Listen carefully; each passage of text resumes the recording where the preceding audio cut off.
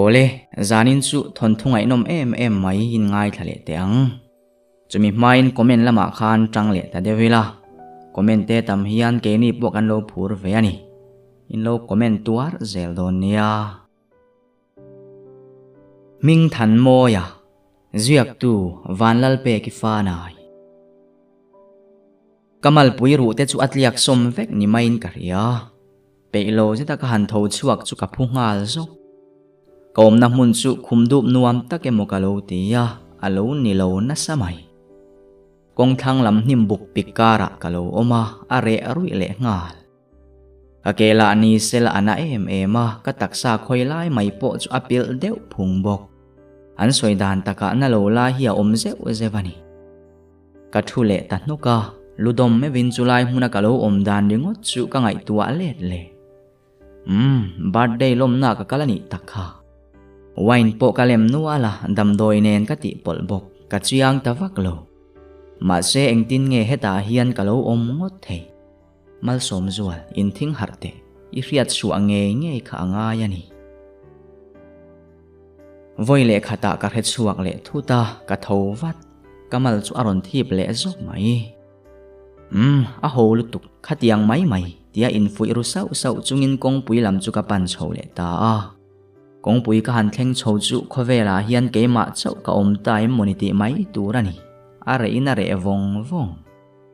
kong sira kalwat lo oma chuan ka thu taringota motor lo tlan ma saber chu ka phar top mayang tin kan ngak chuania be se na ero chu a chaw ang reng kher mai masedar kar khachuang turma ka thut nuwa chuan van nei thlak takin bungra phur trak pakhathi aron tlan ta ele thelovin kalo phar ve ra ma minla tlan tlang san zui ma se chak deuh hleka ading ta hlau ka wa han lom tak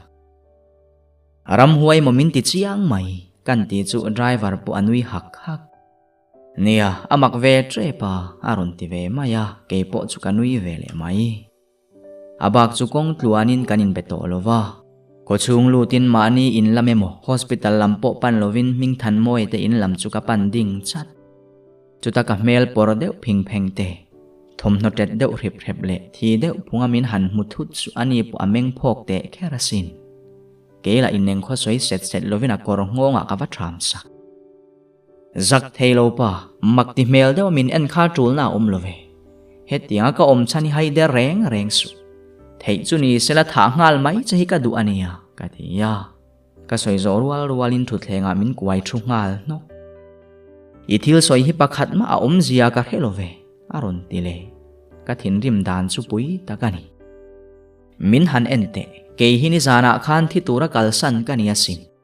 har chuak le hlau lovila zong a soi po ka soi pe love a kamitui chu aron far fa pa ming than moya chuna ngai na hello tak a zet chuta min hnem tum taxi in min ron kuwa ma serang takina kut chu kalo pai thlak sak ngal wat ngoi te min khoi lo te nang nen hianin zom na chu nei to lo ma ila nang ma wa ka tor na te kaning zo zai to lutuk ka tuar pe to lovani kain nit zui lap boite poi ka tilutuk nun sang hi chu ka hil tam to via basin mole hetiangai chunga thil ti to lo tur hian atong pa chuan de tol le lapua ala ka hliama chuan aron hnoi tamal mal mai a mel chungoi rengin kalo ena mi pa mel tha le pa takani ma se tuna ka soitak nun sangi khan lo hel ve in awawna thu rang le tharum nena min beita ka chuan katlom ta ani kanta narwat lo hi chukan lo chel theilo vani ta komber hi hospitala ka ruwa yang cheo ai angai love keiman ka ti ve the tho mai kan tuma ma se ka theilo na salutu hoi kalo puyang che aron ti chu ka nial du to bik lo min kwa chuakin stepa min pom tan la kar chunga min thutir ngal sok ka thin lungero chu lo ma wangin nanuya ma se kan thudun chung zong khan voi khatma kan in belo in kan thlenga chuangal mai kan tum chu ka kutalo man le chat min ki saron tum ringot chu kalo nam son chiang kerasin chuta arang zeta chuakin voi khatma ka hoi le to lo rim ka in bual fai dam doi te ka ei nuwa chuan ka chaw tong khong to bok ne ka mu hlom ngal mak ka chung te zona zong po kha pakhat ma ka chang lovani ber ka harle me chuan zandaria ta lo ri to a cho ei tur tangial po ka tho pe lo wangin game se chu ka khel vel ta mai message pakhat ka donga ming than moya alani zui i chaw via wang tiro ka ti pal tak zetani nun sangi po ka hau to a in thiam lo khop mai aron ti chu ka ner ngal sok khoya ma ani lal nun sangi kha a in thiam lo mi alowang mizak thelo deu ka bial pa min chu saka ke ma zok min la ti buai char du kha ani tlat siani lo ngoi tak ro se ka mu le huna a khe khopang ti ringo tin ka reply let vele ni khal chu MC a bazar pa in ka tei hoi vela nuam ka wa han ti tak chutia dor pakhata an thom nozor kalo en kualai chuan hnung lama tang tue mo hian min ron ko deu thot zoi mua ka han hoi chuak chu nun sangi chuan rum zetin min lo mela a mela chuan min se mai du tur mel kha pu ni in ka ria tun thlenga ila dam ve reng na chan hi ka helo ma se min lo ngak ro kan la in tong le che kang aron tia kalo nui hul hak ka thom no ken lai chu ka pai soka tu ma ka za pe to bi kalo eng moi soela nun sa me chezak thelo tak chu ilo ni hi le mi ngai zong chu sakin la vaulet ngam zel ania tiro ka hlau che mo ti reng su ingam chu ka ngame ka ti let ve ta rep ka tong riain kan bul nai om te chu an lo hoi thapa ma se ka poi sa to vak lo ani la nun sangi po chuan ka hlau lo ti a riat wange moni kun dai nakal son ta a ka thom no en lai po chu en chun zom pe to lovin ka in khal ho ngal nal a pe chen chu min han be te se ka tlom ngot lowang a bial pa po eng ma ka hil to bok hek lowang ka ton tlang ve thei ngei turani zara chuan nun sang hne na tang bokin message ka dong le ta a mal som zual voin khaila riamo in ring reng khan lo omro ti chu ani ole min chau via vani chuan iti thei ang kha han ti te le kalo ngak rengang che ka ti let ve sak nun sangi ti ringot mai inti ha dam na tin TV han enila lal nun sangi mel hlir ni e a chelova a mel po atha model la niya alak le ang ti po ariat the ma selami te hian anal na phena aril ruchiat zia hi an mu phave lovani TV po chu ka off maka ka mu pe thot lovani e boy mamo kan nga tlat mai nang nula zo ka pa bazar lok mai ta che kan u thin po hi a zoi je ta ka ru ma lu tin ka in siam nga la bazar atanga ka chua nuwa ming moya ka mule ta nga ama chau ni lovin kan lal nun sangi ero or po kha tel ve ya ming moya chu ading chota ka mulo der ta vel ringot nun sangi chu alova han meng rum le mai to tak ni e karil ru chu analo bi reng le nem le ka mangai ber le ka mel manu khan ni tlat si ma se ti thei dang ka ne lova be let kha ani mai ka mangai ber chu lo let le turin thlem ka tum lova ani point du hle ma se la lo kir buai chu atum hau lova achan chu heram huai nu hian min zui zel don thova aban san mai don lo ti kha kan helo ka vek ka he om lai mu theilo wanga du lo chunga kopta kha ani reng boka ma se hei min ti he om zui zel tho chu ani hi boite min ngai da mangche hetiang din muna idina ngai ta mai hi he om ka ti tak na set ke ma thiam lo vekani inhena lo kir le hi ka du'a ma se eng tin nge ka ti ang khongai takin min puite ming than moi i rui velani mo zui in ngai si lova eng thil nge moi ti tak le tin kanam son rok ni e ka rui ma se ka rui ngai lo bok ti riat kha zanin chu ka ngai che karil ru hi anai na ha tak set heta lo leng tur hian ka huai sen na zong ka som khom ve sin i huai sen lovani ang chu zurui chungai lo kal kan ti chu eng tin nge lal nun sai kal san hian in hena ka lo kir le theyang min han hil te ka ngoi kara azurui la chu athleton sek i lo kira ngai to le ne nun sangi bula khan lim takin tum la i du chho ve maya chu thu ka han soi chu atre deu thata chu moi ril ru a tha e nang hian enga tan ma min lo ti mi alovani hi ka khereng to ang akal tau ta maka zuin thil fia kan tum ngial na a kong khari chi a rian zui tura ta ani khamizana tang khan min bedu to lova khoi mohan kal changa hanin mu ve po hian min mulo der ngat thri ama awanga ka torna zong ka ngai tua chuan karil ru chu atina ve de thri ka kho har razuala ti tur ka he thot lovani damdoi ka stock tewa biar po ka nga naro chung tenen chuan ka chathani tin ani tapera min ron tlo tura thian tharon kalte poina ka melan han mu chu an wa han meng phok thin tak ka che thokhat le tura ka nga ya chung te min zil na la chu enga ma ka ngai du heklo ni khatero chu ti tak zeta kanu in leng chuaka thian te kom ve tura min nor tluk ta ka chuan sang kimi birthday party ya ka kal vele ta ka rui le viau to rin lo de vin ming moe po local ve khau makkatia ma se makkati le zualna chan takero chu nun sangi atel ve lo chu ani kil khata ngoi rengin ka thua akha to kin min ron mel le zau thui karui to ema wangin sofa chuan ke chu ka thu thlengwa ya mi patan chuan kalo zuam via vani yang kamel riat po ni lo tangwal pakhat hian ngampa ti riat zetin thian nu chu kopui nei bik lovani mo kanin kom don em ni yang ti in men ron chul thua ka ban kalo vai khum ngek nin nomma kalbo te kalo ti that are nuwa phei chuan anin tak ta min berenga min mutpui kha atum ti ka he chiang khop ma se chutia kan buai dun em lai chuan mi pa oriam zet mai hian kal san ngal ro aron ti thum ta chaka midang ho chu kan ngoi ngal thap chutia aron ti tu chu tunge ani ka hailo ama ming than mo yang nge yani ka soi chu i ria em mela khanu kha ti buai to su chu vele por zetin chu tangwal chu nang kha tunge ni ve ringo ta che kal son jok te a soi zo rual ni na mai chu aron di no ngal chok thole tuma en beng kang tur chu midang tel chuan an lo man bet ta lawa ke po chu peilovin ka tho vele anin kara chuan vadingin atok to e keima awangani ho lutuk katinwa nuwa karui lutuk chu kameng hlei thei to lo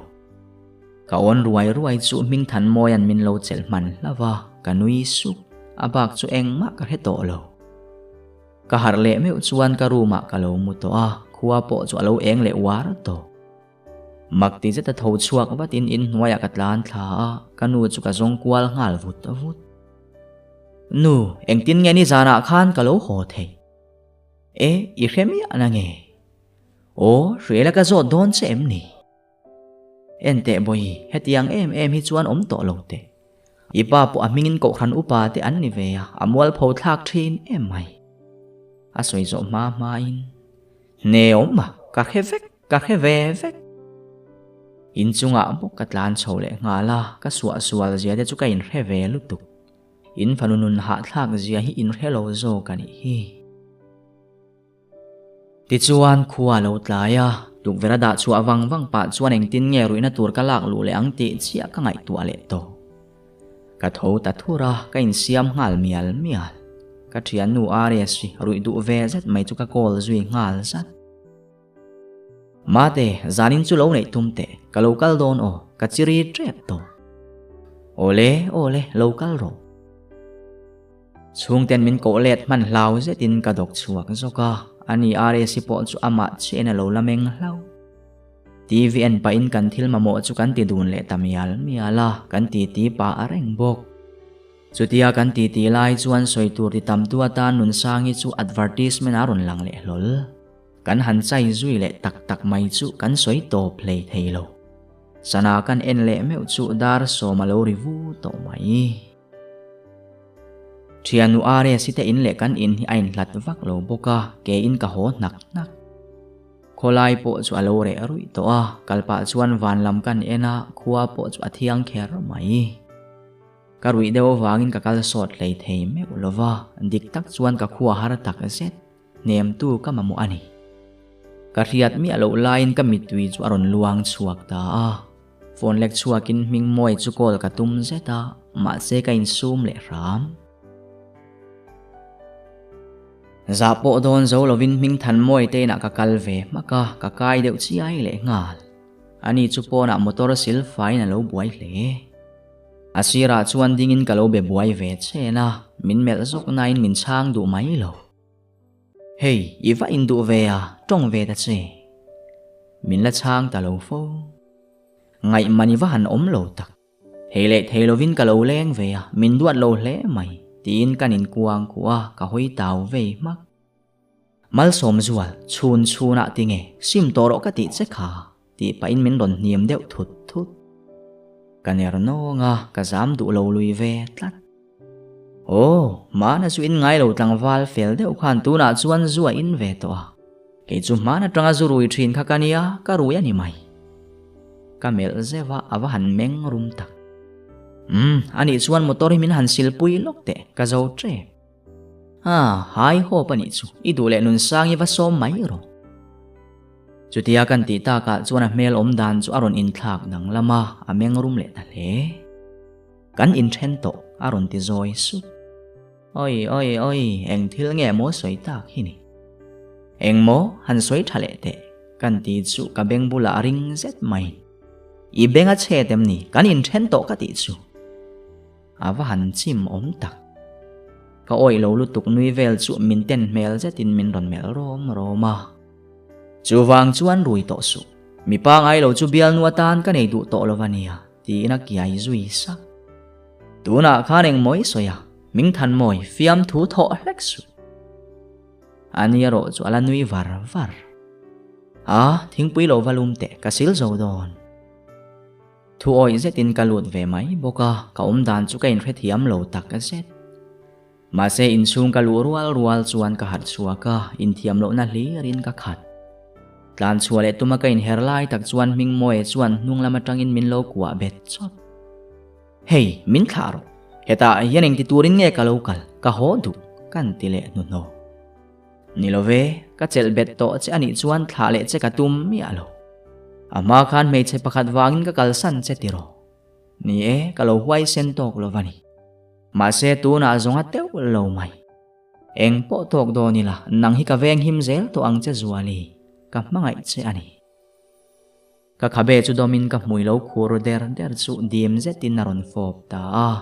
kan hanin thla le chia chu kan che lai dun ang reng hle ani ain ka lai zok fe ma se ka chung ri le ro chu alim veng ka fam kim le ta ni main ka in ria ni ani lo theina ang le ka engkim chu ka kianga om le to tlatani tuna chuan ka mangai kha kanuna lo let le ta chu ania engtika ma kata ni le thei po ka ring to ngai lo khani ma sela alo let le tuna zet chuan nun sang ka huat na po da bovin katan le ka mangai ta na kanun siam that chu ka du masak berani ni damdoi ka rui thui ma se ka thi sen zungza ma ka luan lu tir ve ngai lova ka mai ani katan sual si malahar sa don lova zute phei chu har sa lo le zual tin chu tianga ming than moya kanuna lo let le nuarang chuan nun sang i chu khoi hmuna po mu ila enga tan ma ka ti lo lui ve thei to keima po kadam huai ni in ka ria ani zan kha chu ka thian sual kom ve ber are sikol ka dong tat mai ani nen hian in kom la savia ve tilovin kanin kol ngai lo thung arang takin ka lo lavat mate I hun nain tane ve te mial che chuan ka lo ti vein tu nia aningot mai eng lovani lo leng te kalanga lutuka da thana tur ka nei box si lo chu wangin min ron pui mai te aron te athu soe wang chuan ka phudeu zo dik tak chuan ka thian nu chu frok ngal rep mai ka duwa ma se ka rui hlo khoi me khi sim tumin ka fight me ti hi ama ming than moi le ka chung te ba kinan lo la khe hau lo ti ka he chuak le kain sum ram rama mate ka sim to chu ka ti mak theilowa ma se hei ka be ve me ka ni tinon le ka du to lova khongai takin min re thia mai ro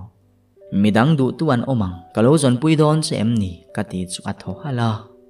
alom vak lo ti riat takin ai angai lo ve ti in phone chu off zui mak ka thian kom tam ve berina chu tiang min lo dong song chu mak ka ti khatia ngei tuma ka fight mek thu ka hil khan min lom puya min fui ve jok te kha kalo ring ve khani eng po ni sela thian tha lo ni hau lo ti le min mangaya ka ma khongai tu ani lo ti tal ka riat phalom le chutianga are sinena kanin biak tolo nuwa tang chuan ka chanchin chu kan thian dang te point an lo repung ve zela min deu so hle bok achan po khati khopa min tina ka thin lung min hliam sak to tu ming than moi ne na kan hanin kop le te ama wang rui hlo tha kan tum tamai te chu an soi du in a che theyang bera min soi le nui ja siam na min man chu an cho tui berani tin rei lo te a ming than moi na min kalsan le mai te po an rin thu an soi tel bok an ngai dan chu dik po ka thi le ma se eng wangin nge a chelam kong zo du to lova that ve ka tum na te chu min trom pui du tlat lo le ka ti ani eng po ni se ke le ming moya inkar hi tha sela kanun ka khal ngil thei phot chuan an ni ho chuan du lo soi mai te se ka chunga ro rel tu tur chu pathian chawani an ni lovin chuti lai nun sangi la ka om dan le karil ruput mang ju dang lam to ma sela ani ro in kala ka aril ruput mang te chu alola ti dang lam ve hau lo mai voi kha chu ming moi ne na kanin zui chuak lai min ron mu fu hlau maya ama tok zong in kan kal hau lo na in athin rim na chu athunun thei lo ni turani kama a takaron ding ta sia mai akut zung chal chuan ka chala tak min ron nor sia thin rim ha chang thial bap pa in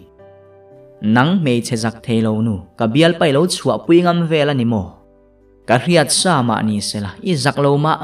aron tia min kok sok reng bok ming moi chuan thei pa to pin lo dan ve tum ma sela henu hian za kha khe lol lo enga ma angai du mi alo bok ke chu ka ngoi renga eng ma soi ve ka tum lo rim hetiang mi ring hi ka khingin ka beilet pe vel lo wani khola ya le ngal chuta nun sangi chuan hoi kwal zak pa in hero helai muni mi ring tam na ni lo sela chu ilu hi kala tuna chuan mi riat hlo te kania wangin ichunga za ka ngai mai ani ti hi lo ria angche ti pa in min su her soka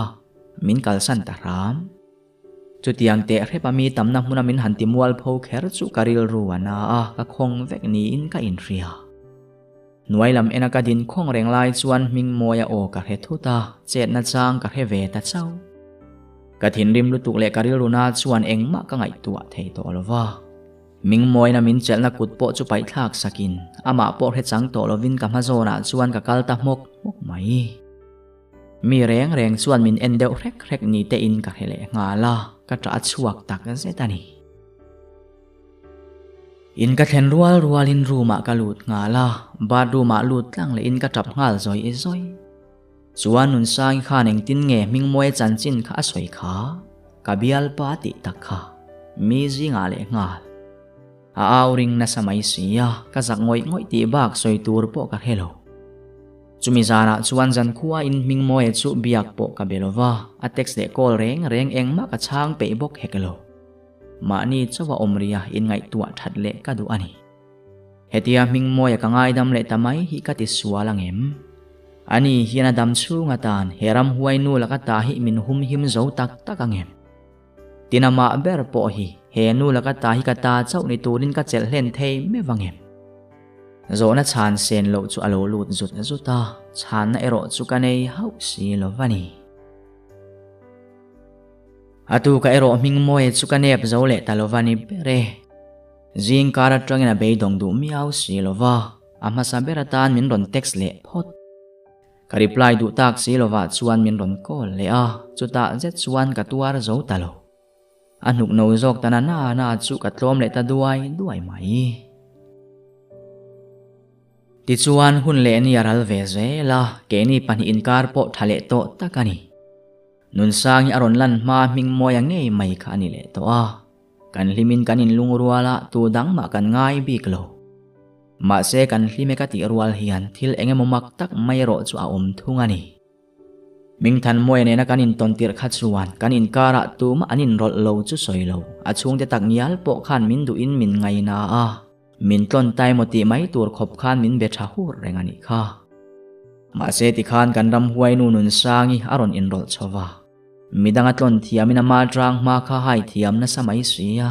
a che theyang berin ming moi chung te bula min hek thin hi alo ni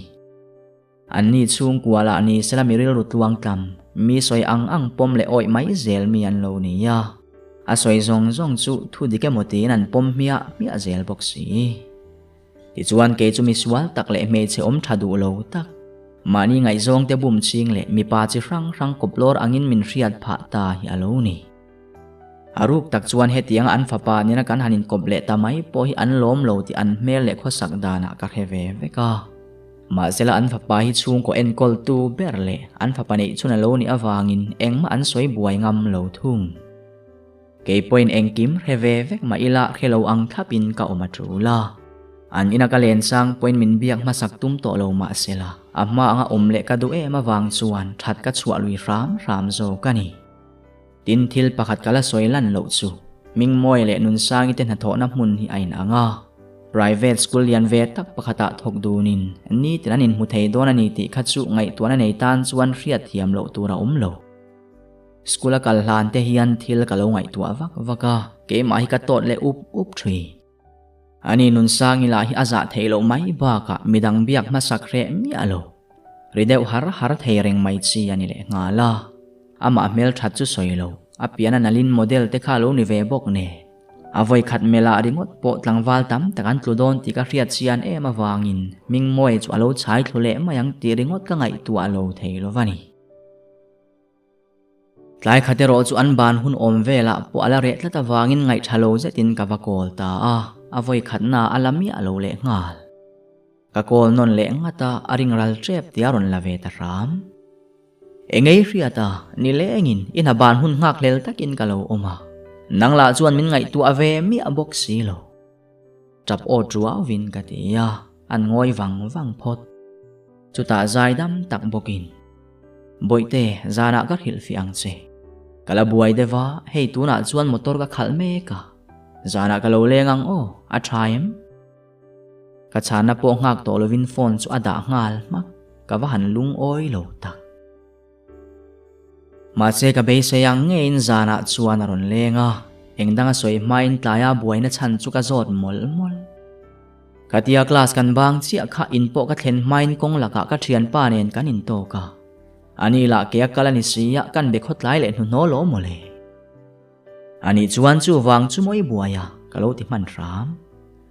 o hi wan ngak thelo thin tak ka thian pa ka ti chu ram din ania nang poini mu to kha kan lo in mukhat ve bok ne in kom pa in tin ka motor chuan an veng thleng ka thale ngal mole ka duain ka rei ta phiana ka thiam lovani aron tile ta zunga athu soilai chuan chiang takina mita kalo en kara karing chu em ti chu hello ma ila arin tur dangero ka ria po ani chuang lo chumi zana chuan ka ti tau tlata wang le tlaya min lo biak mi alo mana ti na rem nan rei deu kalen tira thing pui po ka lum sak du lo muchua kham bui chungin dar som pani vela ka hotir ve ta ra mani mate ke chu orange color hi ka du ber tia ka thian nu siam puin ati sat le tur color lo than mol lai chuan kan omna dor chu nga ngei mai nun sangi le mingmoi farnu zik pui chu nui har chu nan ron lut ve ta chi ani chu anin ti tha ti chu ka ria ma sela arhan pa anin kom ka hengai mi alo ka thian nu po ngai sak lovin an ni pani ringot chu kalo mel vunga an ni pani la chu anin ngai nat mel na samai si enge ni le ta vunga siam puin min ron ngok zawa ka har chuak thut ka wa han in thiam lo tak o chuan engber moi lak dona kan ti ngal noka ani la chuan makti mel zetin min en hu ringot I tham ewem aron ti hiala chang to lem lovin ka bu khum zau ringot adu zonga le fel nuwa chuan chua mai kan tuma ma sela kan chua dona chuan nun sangi te thu soi chu tlem ka he thoi fuwa man nun sangi chuan o zang khai wa in zanin chu kanal ngotang aron ti ani chu ani chuan zanina hianeng boruak danglam nge thleng don mingmoya atel ve donem nilengin ka omanuam le to lova until ti tur chu riat vele ngei ka du mingmoi telvena tur chi thilaniam ti te thlengin ti dan tur ka ngai tu avat vata mingmoi hne na zan ina sang itenen ti tur lian tham dewan nem ti ka zot top mai don ti na emni ma sila ateu lo lutu ani pani chu ka ring hlel ti soi chua ka du lo burani ka heta ka phone ka phor vata mingmoya ka call vat hello muchua mail je tinaron ti ya o imutui lai ka ti har che ni mo ti hare ma se tho ka lo tum me ka min ngai le to emni ngai tho ve ma se thil dang dai zanina engei ti ang ilo le ngang tiro ka thin chu aphudup dup mai te tlata min van zot lok ma ang reng ve soi thamai mai te ilo len don chuan pudding tui tok takalo siamang che ka ti deu ka ti taring ota ka va han zak reu tak zanin chu zik pui birthday ania athian te honen khan lo man tuma ma se ka om ve chak te chiam lo ibula om ka du zok dai aron ti chu ka thowai mai ni lau thong renga mai nei ve hi alo ha thla ka ni hi ka thik thu chiat wang pakhat chuni ma sela atira tang khan thilakal diklo na sa ema ngaya ka nei hlei thei to lovani ber chan le ka lawa amang khana ku thi chel zo lovin ka tha le mayang ti ka lawa ni ka chuan lam thing tak mai pudding po chu ka siam zo vek to ka siam chan ber local hun chi angak ta chu tianga sana en pa ka lo vir kwal sek lai chuan ka phone chu aron ri taral rala mingmoi chu alo leng le don lovem moni i local ta em a khu deu khar phot ka local ta lo mai ka nging tot engwangin ka tra chu wa han chuak tak kanau te ho hian min lo chel ve tat mai sia sorry tuna phei chuan ka tap lo chau tak to ma se ka chan le mai na ron nui ta ha pona lo chuak ro aron ti chu ka phungal zoka enge mu ariat ni arang takatlan chuak ngalin kong ka zona chuan teddy bear lian pui mai ka mungal pang maya ka wa han ril hai tak ama zonga ka hoi kwal de ruai lai chuan min lon bara khai thuta kong ka bula chuan karak ta chia mai enga tinge ka birthday poni silova ka ti zui nuwa birthday a khera thilin pek tur ti na emni laro voina ka chuana ka mufua ita tura riat na ka nei tlata karon lei ve to ati chu ka van lim tak lom takin teddy bear chu ka lo pom ngal chota ka du zonga riat ba ka lom nei a ho thei hle ti po a chiang lutuk tlat chumi zana chuan in lama nun sangi te hawan kho sa ti herengin an hodar ma chu hotir ka phal mai lova karuma in komin hemi zana hiana voi enga mo zanan angel te dai ngai lo ram chu kan dai dun le ta kalima ani po kha hlim lo bi karing lo om ngenga muder der chungina kutpa tak mai chu ka khal sak nia pa chauti riat takina niero chu atholum ham engtika nge ke ni pani hian tiam tlate hi kan ti veang le kan ti chu arum ta ka hello le engtika nge duang in ngai tuare wa ka ngai lo naktu ka ni mai lo chumi zan chu kan wa han hlim dun tak ti chuan kar khat lai lo liam le ta mingmoi nen po kanin mukhat angreng hle no pangan exam dona wangin question paper set vela wang abuai thin thua soya ke point soi buai ka tum lo ma se ka ngai tak zeta ngai tak kani phone atangin in bereng ma ila ka kham thei hlol lovani ma se kar khadang aliam le no pangan exam chun zoma in huna hun kan la nei ta chuang lo chutianga thakhatte meu kanin mu tak lo nuwa chuana topa azalen ve theita an exam zo zana chuana ron leng hala kalo ngai to lutuk chu arhil haile ling zok hial ni in ka ria ka zak thelo hiam ngot mai chumi zana chuan am takin hun kan mang dun le eng chen po ni sela abula hi chuan kaning thei tak lovani tun sunday chu cholo ei ta che tlai lama kalo hruwa yang che ati chi don em ni i chung ten an ti nge nang ma thui ni soi ve mai O tu thu po ni sela ama nga in pona thra khane le thei ula ka du wanga ni ma selai du lo chuan ka tilui thei lo che ati bung deuh muta ka ngai tu awang wang nu a poina em ka hriat lova chuan ka yes ve ta nge nge e alo soilok to ang nge in Sunday tlaya chuan min ron fuai ta a ka hu phorna le phorna chu ain chen tok vel le in ka ria ama poinan ina chuan cho ka lo e fo to a ma se tun tum angre nga hu phur hi kala nei ngai lo ni e tuna chuan dan kha dang to tlatani anin kan va thlen chuan khuwa thim cha to a in chung kan lu chu karin lok ang nge in tu ma chuan amang khan min lo lom te chiam lo an nui suk du chawa ma se poi ka ti lo ve mama lo thu ha dam lok ro kan mi khwal tur pakhat lo la thleng lova nu berina ron ti chuan ming moi chu ka va mel zoka a hoi buai deuh ni in ka ria chu tianga an rik deuh mam lai chuan zik pui chu pon atlan chhuak vuta anui zui or bok chu ta ming moi anu bok chuan kong kalam chu mel chungin e khai kan mi khwal pakhat zo ka lo thleng chu e nun sang i chawem ti le kal chu arwal ta nga la ke chu ka nging dot chu ti line ming moi ero chuan chuan bi ina mel ngai chu amel ta renga ka wa ngok ne zeu chu aron hoi chuak rang hle alo tel ve don ti soi ta che ka wa ti ya boite ka helok big lo ma se poi ti du su zik pui nen hin lo in kom ngai man pe ka lo mole aron ti deu fak mai ka kut chu ka khal niapa ka in sang mar treu to chu ta nun sangi chuan kan omna lam chu ron panin ke chu min ron mel zewa ming moi ne na kan pani in kara chuan ron in thol ngal sot oi ming school kan chol rei don sia enge ti tu ruwa man bik deuh te nem aron ti ngal phor azak mi alo nei em lo ve ruwa man na siam tur poi nimin le voin bak chol kan la nei si lova ati ta ka chuan ka lo khisak cho reu lutuk mai nun sangina chan le main zik pui chu ka ma ron dingin min ron chuk mela nel om lo farhanin cho ei siam na lama kanin dai lo khop mai aron ti deuh kher chu vele ming moi chuan hei nun sangi te pon om hi avakal ro alo ti ve vat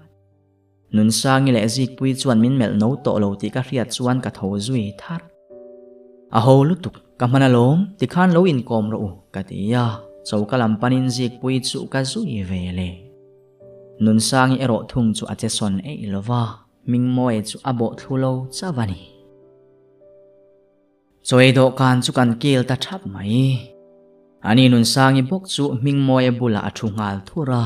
chu pui chi nia ka hriat lo wangin zik pui bula tui lo zetin ka thu ve taringot nun sangi chuan ngei om farhanin min ron mel le thin ti chu ka herenga ma se en lo ram ka tum thungani chulai hmuna chuan ke chu om ve lawang mai ni in kain hreto a atuama chuan min bia kan tum bok heklo chuti lai nun sangi eroin a chan sen lo le alom sen lo tong kam tha dong mol ke chu kain se ru ngar mayani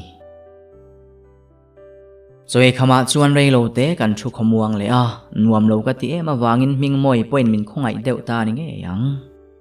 hoi du huna chuan ron soi mai ro aron ti zoi su ka hodu thu ka lo hil avat ma se kan chuak tur chu zik pui chuan min lo ko ding le a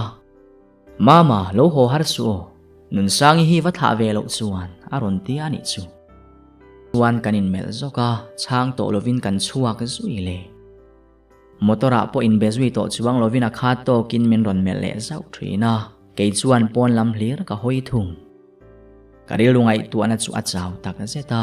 zanina asom na puma cho kalova e ve ta kher kha ka in chir tak azet ani ming moya point min bia ka tum lem lova min berhe po ani ma na le ka phone ral chuan min ti hat chiang kher mai pe lo zetin ka ena ming moya alo ni enge ni ka o chu anel om lo kherasin muddu nu thove to te mutluk reng chu nupuya tan ka du mi alovania aron tia kanui po ati zap halo engei du kati bulle mukto taka program dang nei lo chuan voin chu kan huan lama picnicin kan kaldon em monica ti deu pula te po kanin chia dayang chu aron ti deu undua ka pe lo mut ni len po ka thang zo ke ka ti chu anui toy tak ni zana wang kha ni la thin rim reng em ni awan ha thak thin tak ke po chu kan wi za ve tre pa mo thin rim to lo te anwam mi alovania lowin siam la karon so mangche kan chung kwa chawani mai chu tianga ron ti rual chuan I chung te po kha andang lam chuang lo ve kan ram huai nu kit te fe kan ni kha kalo ti ril rumol mol kan wam lo e mai kalo mayang ti pa in phone chu ka off ngal da ya sana kan en chu dar kwa lo rik to awangin mu hil to lovin kei po chu ka tho zui vele so kan ei kham meu chuan dar som pakhatalo ri vele reng to ka chung te po tum an om le to lova kan nula sangin en chia kan omani chutia engma ti pe lova kalo muder de lai chuan ming moya aron lang thuta avan maktak ka pe lo kati kha kalo ti ngal mak nui ru chungin ka kelama chuan aron chunga la ka ke ka thuang te uduai chu choi kangin amal chunga da ngal sat ke point ka thul fel idam lo sia kalsani har e mani aron tiliam le puata hemini hian rei fe min thema atopa zong kanui vele theita ra me zuali iman ve to mo kan kalmai don em niang ka thian nu siam pui ani hemini hi mingmoya pa anna akai sana wangin alom na hunan buat sai dona kalve turin mingmoyan min ron ngen ve tlatsi an sung ko thil ti na hrim akal chu hre to hle ma ila thra ka ti awangin kalo in buat sai ve me kani tin siam pui hi mingmoya pa puro moi te na thok ho wan ni bok mingmoi te in kan va thleng chu an tual zol zau thatak maya an mi som te chu an lo om deu lai to anin thuam dan le an mela tang rengin minei nung an ni ti a hriat hlia bok azam om duang reng hle chutia siam pui ne na kan lo din mai lai chuan mingmoi an min lo ko la in lo thleng to em pona kan ding ve mai ani chuan ka ruma lo chhoro awan ti mak thrin tak siam pui chu ka bek bor zawa ka chho ve mai ma se in chung chona step karap tur chia chu nun sangi le zik pui in chung lama tangin nan ron chuk thla ka melan mu rual in an ti lai chu an top chot kela chumin mungai lo ang hrimin min endeu ho mai le ngal mingmoi chu arum tup vera alo dak wanga kong kabula chuan dingin ka han thian khara ani po chu alo hoi let deu vut amal chung chu beng hal thukin ke po hre thiam watin ka wa thungal chata min kwa chia chu alum nuam ham le ka thla hi amuang hal huai the chutiang rei tok fangkan om nuwa chuan muang changa tho chuakin in nuaya drinks lampang ka zuk dap ve lokange ti le chu arwal ngala ke poina room chu chua sanin balcony chete lo oma chuan ka ding tadai chutia ka hoi wang lai chuan balcony a bathroom ni om tak kongka chu chung lama tangin naron in honga kalo phule zuk man to bathroom chunga tang chuan mingmoi thian param dina aron chuak ta heu mai ani point min ron muthut chu aphu ve zuk ni in ka ria kan e herwal thot in huai bathroom aras lu tuka helai ka mang top mai ani in thiam lo mel che tin ram dina chuan aron tia kalo nui ve mai iwa han mal ve ati le lai chuan mingmoi chu wain no ni keng chu na ron thleng ve le chi abok ram dina chu hetai lo om dai ni mo ka hi lo in ro kata tur kan la le lo kange in hnuai lama boka chukle zema boka khanem nin la om reng kati chuan ram dina chu ache deu huta nilove hemi ve kan ron in suan lu na hi arei ve le to kuma ve le to hi alang ati chuan ka trim so riat chua ka nei ngal bok riat chua ka nei ngala ka hil hai mel chu ram dina chuan mu mai haulo zona min zole main mingmoya bok chu awain kengin aron thleng ve le ta aron nui vur le ngal ma se kan bula lo thlen rual in ke chuan eng kho swai set lovin ka wain ken lai chuan a maya ka lo the popa in hnuai lama tlan thlanga in pona ka tlan chuak zui mi te point mak min ti don ma sela ka poisa zo to lo ka tra la chu a chuak ut hladeu hle ka thlen nuin mingmoi chuan min ron phak ti min ron aw vau mai ke chu ka kal chak sao eng wangin nge dot min lo khil ni ka pe khok sang bun chuan min kal chak tir thei thot lo wangin ka phel sok soka ka khai tanol ma che ka kal le tur chia chu ka bana thachak zetin min ron man beta ka hoilet nok the kan omna mun hi kong re lai takani awangin min mutuan omlo tura ngai photang engei riata soite ramdin anen khaneng thil nge in soi ring fe in ke chuan khatin min aw khum reng su athiam lo zo kini kha ka trap deu pur to a ka mitui chu ka rupa zau bo eng chunge ka thiam lo na chu ni ya ka zot reng che alo ka riat thiam thei turin soi ro ka soi pe ro ve a ti muk pa kal le kan tum chu min lo khal le man ram to a om lo na zel chuan kal tumin ka kwal koi ta zaka ma se min dang bet zel tho awa han mang an thak tak thudik soiro puitling kan ni to a hetiang ano pang chialu tu khi chuan kho sa thrin lo te kata na ha thak zia hi irhelovani aron ti chu win zatin ke chuan a ha thak ki ti mo tunge ha zok le no pang tangyal point dot an soi du lo na khovela hian nang hi chuan dot soin ke hi min la bum tluang zel chuan hi ka tilet ve tan mai soiro enge ka bum na che chu idu le ram dina kha zot mai ro enge kan soi chu ka kal don in mu chua huna kan la in bele don nia ka tilet ve saka ka kal zui ta dai min dang buai du to lovani nge yang beidon mel zetin min clear liam tarimo tani kha karum ka thleng chu ka trap le thei to der lo ka thin rim lu tuk wang ani mai thei kum khat sung te me oveng khatan lo kho cha ho to a ma se ti chung khan an veng al hadewa ka tha te kha ti kwal vela ten om lu tuk dot min ril kher kha enge mo atul nani khatia kan in biak tlai khan ain soidana kha chuna buai hle ani kha thil enge mo tak chu ze pa nei ti ka chiang ani a thei chin chu ze pro se ka belo chiang khopang tin kain se ru vena sakher mai zandari advela chuan ka WhatsApp message chu aron riral rala arang zetin ka en ngal vat ama nge yani kan mi som te wan train chi a kain bual main karon bema sa che ani hi thinrim to su nie ka thiam lovani itan hian buena lir ka thlen si chia bial palak tlak lo takani kanin mule huna min ke khrep don nia kasin ringota WhatsApp atang chuan out ngalin IG ya ka lut le poso chu kan scroll deuh thuaka ngoi te nun sangi post mai chu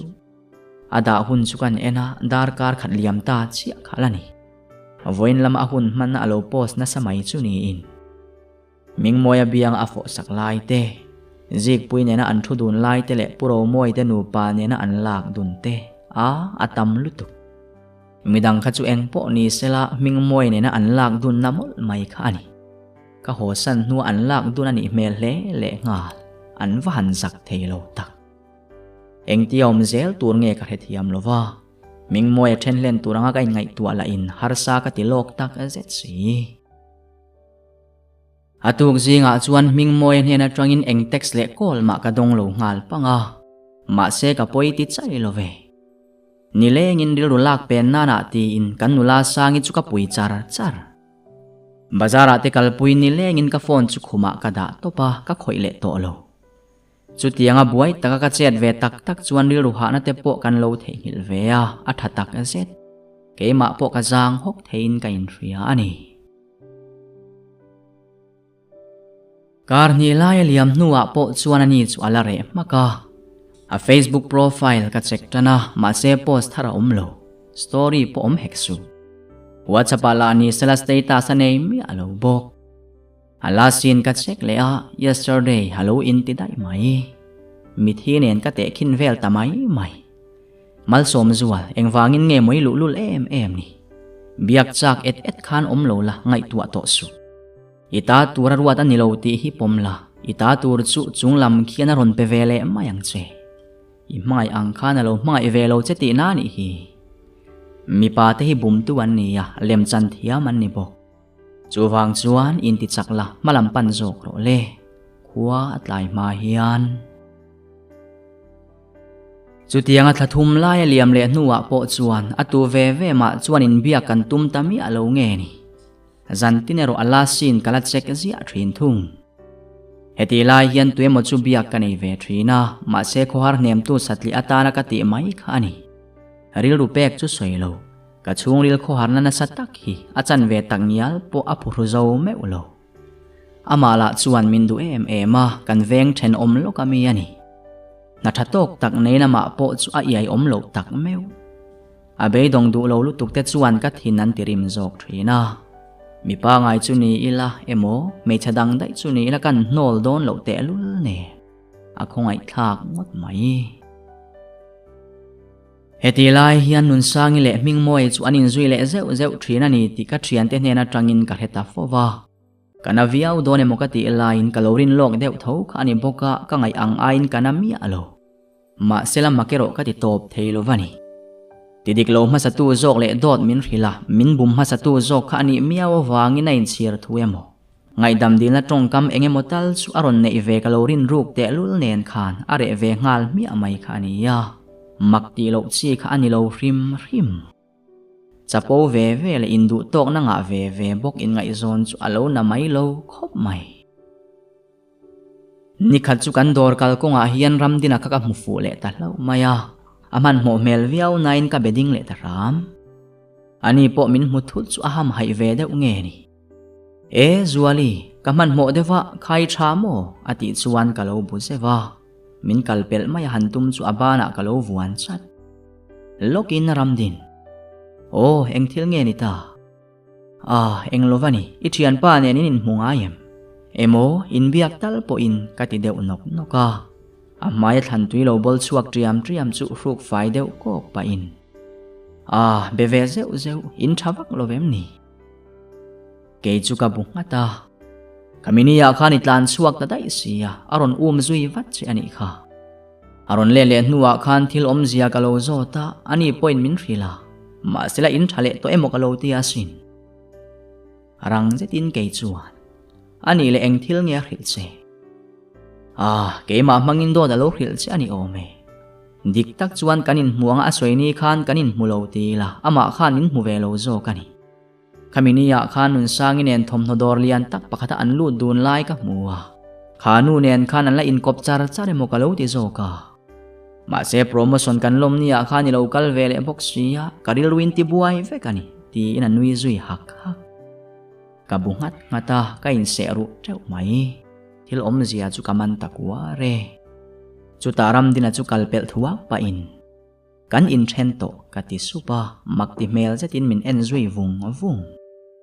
ma se min bum to ti ka riat to tho te chuan enge moram dina kha zo non le kher kha tul nani mi mol nu le inti in kalpa chuan ka chal chu ka beng ri foka engkim mai hi abuai thak ve kani zana la ni sela ka mutle min ka chero ka roka chuti chung jong chuan number riat ngai lo atangin message du om lo tak ka dong fo mai le nga nang tinat dan che chu ka rialom ti te ike chiat vek hun tur hi lo ngak ro arei to lawang ti te atam lutuk an zawai chuan thu deng khong tak ve kan ni ka chang let ngai lo na in ka kol china atlang thei map lo rin da ne ro ka nei thiama nun sangi ba ka ni lo rim ka ngai tuana sat po le ka ha ting mai si kamang ang lutuk chuan kanun huya let le mai de chu kan du ruma ma se ka ngai tuana kil khatami ro hi chuan min dang bet ve reng thung si mi pa pakhat wang mai nun ti chiat le effect chu ka du love malam ka pan turani ama wang swal kong ka zo le ani ngat phei chuan eng angin nge min ngaya min ngai ne ple anga anui ka ti za in ka chak lo ti na ani don bokani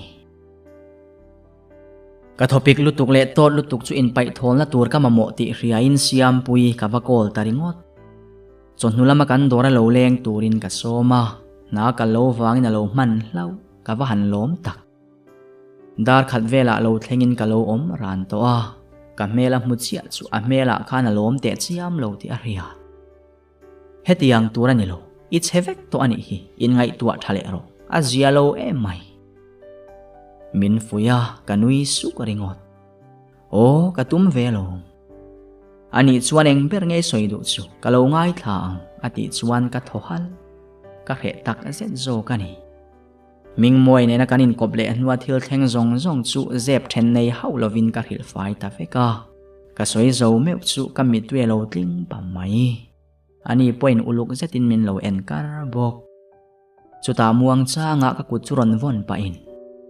mate thil tam taki hriat lo po hi ala omasin aron ti ta ka chuan phok fe in kalomel i hriat angin ming moi pa puro moi tenen hian thok ho reng kan ni ya akai san ma kha chuan ka do kan bul chi hi ado kan ni ve in i hret hiam mayanga in biak na hun kan nga dan tur chu asoi tam ber chu afa pale nun sangi te in kar thu hi ani bok aron ti chu thok po ka thothangam mang to lo katia nang nena inin kople tak nuwa po khan nun sangi chuan zar buai ne hle a ani nun sangi hi kan MLA pu chuan tlinga alo ni bok si nen thil kha an ti thei lu tuk tat chu wangin ming moi chung te tan chuan biak that lo ngam chi kha ani tlat lovani ti khan kha puro moi point promotion hi ala mu pha ta ni kha chu po nun sangi hiana pa lo bethiam te na ani mai ming moi te chung kwal chuan laka pek let ve turan nei ve nge yang chu aron ti ya ke chu kalo ha ngoi to zo soi zo lo te tin kalo tur zeu dik tak chuan mo ma te ming moi hiana mangai tak zet che anei ngam lo mai zok che ani achan chunun sangi laka an mingan ti chiat vai chuan achung tele ama na ngei poina tuar don ani ti kha heve renga chete tal point huai sena nei ni sela apal tlang thei tur hi ani ma se chu tiang mi chu ani lo ti kan ria thi inin kara thareng amo iti lai po khan lelama pen san zau zau che angai thin ti na ni chu ka kut chu aron hum het sawa chu wangin mate i theilai hian thla hlen tumro khuare ya ila tuar dam ve maya ani ai thai la mudon ti ka chiang ani aron ti le ta ka chuan ka mit tui ka lo khap per sa do kan bo in ka trap to ti chuan ni aliama engma kala ang thei chuang lo kanu chuan ka om mai te hi min lo en le ngoi thri kapa chuan zai dam takin ko han bel tam tu le tong trai tam turin min ti fo thung eng po soi sela ka benga chuan aluta ka thua kina chin chia lovani ber mai chutia siam pui nena kanin mu hnuwa tang po chuan kar thum lai liam vele to a zan kha chu ming moi kol ka dong nol makati ema wangin lak mai na chang po ka helova aring raldon tangyal tia chuan kala ve ta ram tong na chang po helovin ka ngoi wanga chuta ama azok chuan boite aron ti thop sat a o kan hele chuan min ti tap lo chau ni amole i tong don lo te na em ni aron ti le po chuan kala ngoi reng apoi lo ve keima ka tong char charanga lo ngai thamai ro a o chu azai dam tak set kain sum zo talova eng thil nge soi turila ne ya kalo ti chang fa ani po chu ham hai ve devani nge ya ila thin rim reng ani mo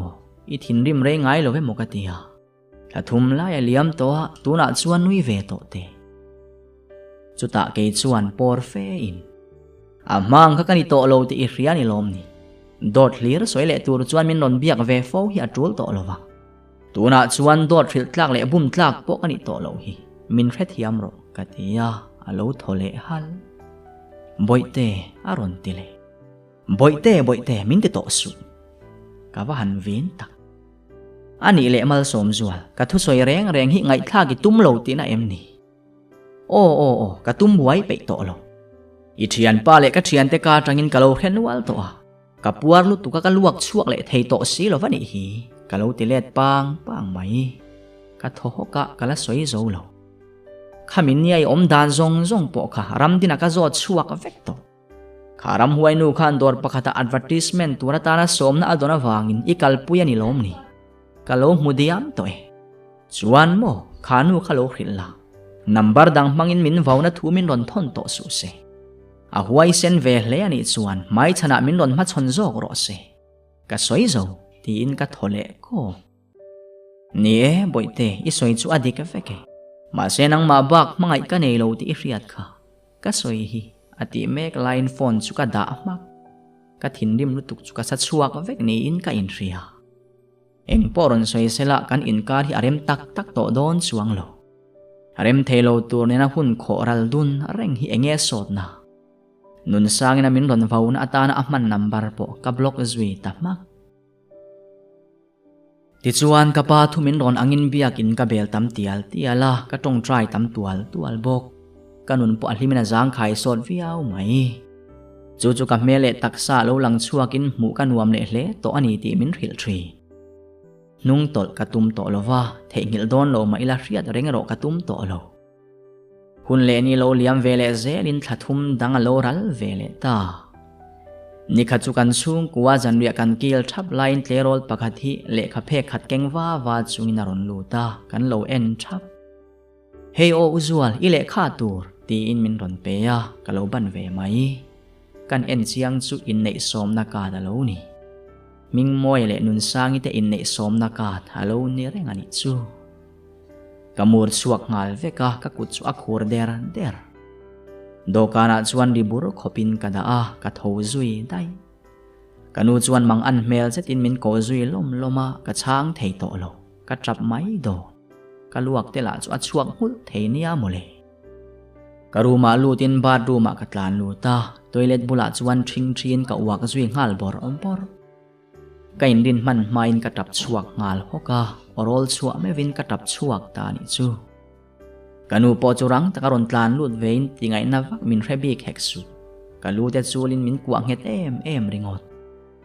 ka mangai to lo ka timi alova thei ngil ero ka tum ka thei lo chu ani ta ber hi nie ming moi le nun sangi chu tun thani somni le pariata hian dan khat na nge in anin kut sui don ani somna ka don ve wangin kalve ngei po chu ka du ma se ka thei ngem ti ero ka helo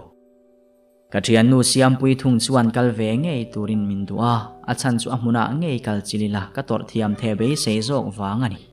ma sela ka thei ngu tangemo ti chuan hun po local ve bek zelin in nei ni palo nai ta anai tuala ke chu ka buai tul lom pui tur nge tra tur ti po ka helo ma se ka thian te le ka chung te hian min ngai tua ma abik takin siam puin min ngai tua tak a set engkim min buai pui sak veka ke chu ruang kal thian soi ang chau kani siam puina min buai pui zara ming moi ni ro puya chuan korfual moi tak ka have thei don ta ani kalom tak zete ani nei na muni biak in chunga ni lovin sap hovina outdoor wedding han tiang deuh khanan kalpui dona amun kan va thleng chu amoi nan chei thiam kher mai keipo chete chuan chu thil chuan min ti thoveng ve deuh ni in ka ria kan kalma boka kan kalai chuan mian la tam vak lo tin chu mai ba ka mi tam takan som lo hrim bok ti chu siam puin min lo hil to ani mitlem te an som zinga kalo tel ve ti na ni chu